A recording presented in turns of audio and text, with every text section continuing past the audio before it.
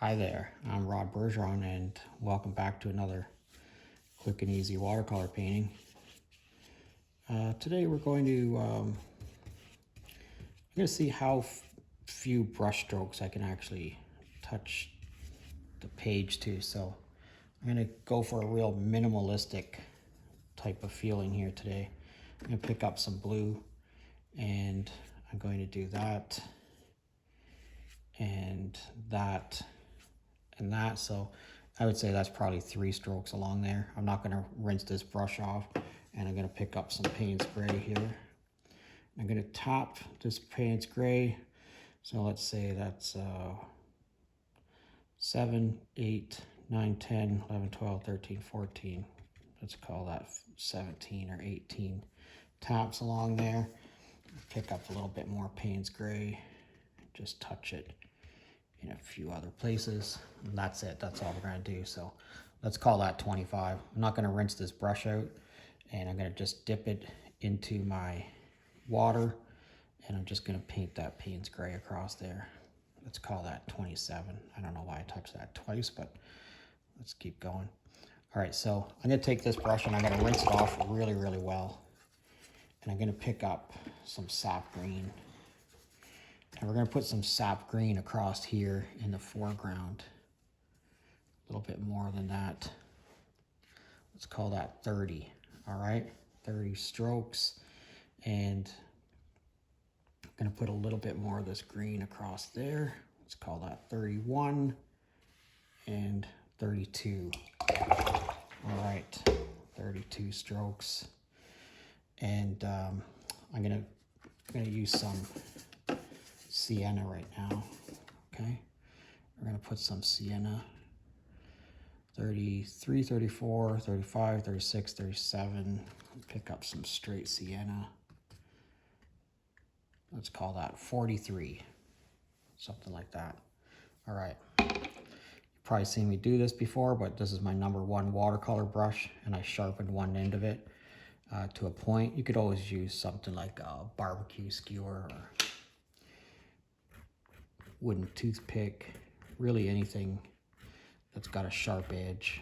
And I'm going to scribe out of some of these areas that I just put in there.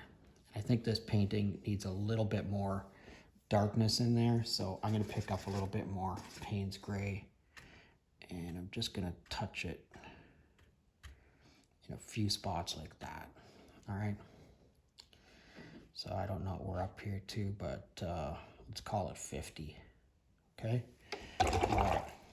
I'm going to take some yellow ochre now, and I'm going to put my yellow ochre all the way across there in one stroke from one side to the other, just like that.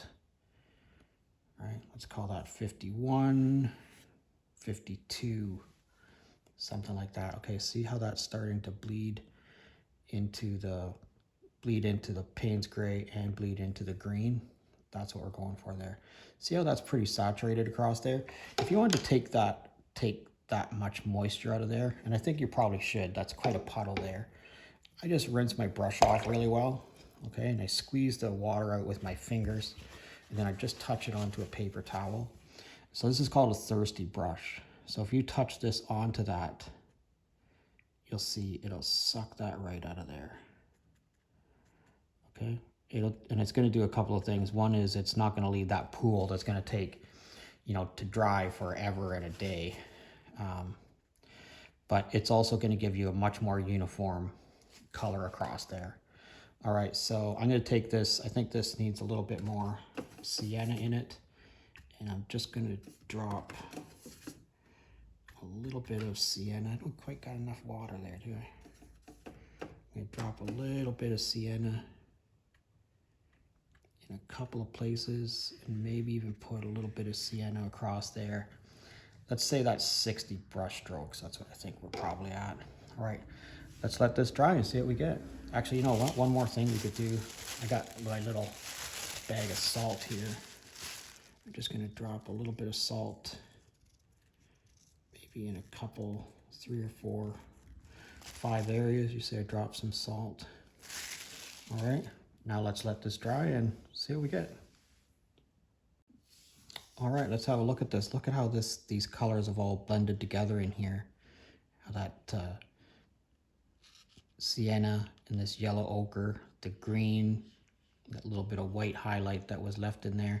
But look at these dark areas. Look at the tree line in the background. I think that's one of the best tree lines that I've had in the background in a very long time. All right, I just finished this watercolor painting, and I really like the tree line in the background back here. I think it turned out fabulous. And I love the, the black here at the foreground and all the little scribe lines. I think they turned out great, but I think it can be better, and I think it can be better by just putting a little wee bit more black in here, and just add some lines for some